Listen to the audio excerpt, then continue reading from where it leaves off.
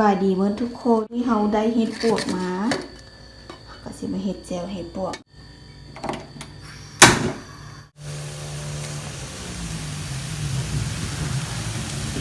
เฮาก็สิคั่วเอาเนาะบางคนก็เจ้ากระปิ้งเอา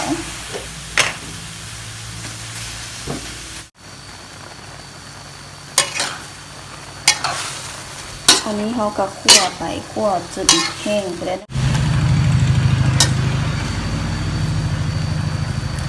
เขาก็คั่วไปถาดจังหน่อยนึงวันนี้สาวตาน้อยให้ยังกินนะเอาแล้วไม่ให้ยังกินยังปวกวะแก้วเห็ดพวกตาน้อยเห็ดแซ่บบ่เนาะคนนั้นโอ้เป็นแม่ครัวแล้วตาน้อยนะ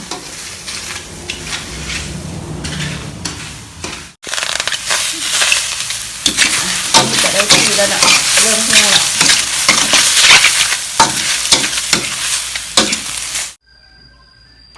บัดนี้เราจะกล้วยปอกแล้วเราก็สีมะขั่วผักบัวผักเทียม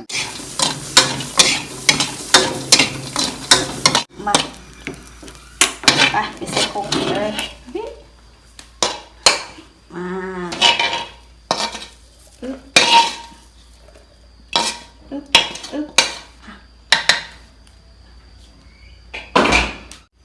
เป็นนัวลงไป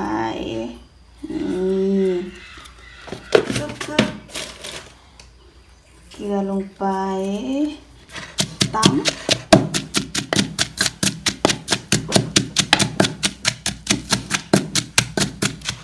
บวกลงไป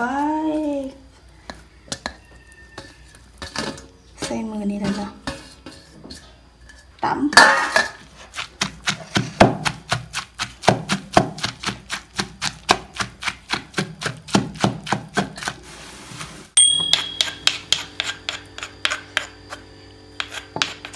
อันนี้ไปก่อนมาเห็นท้ายถ้วยแล้วลูก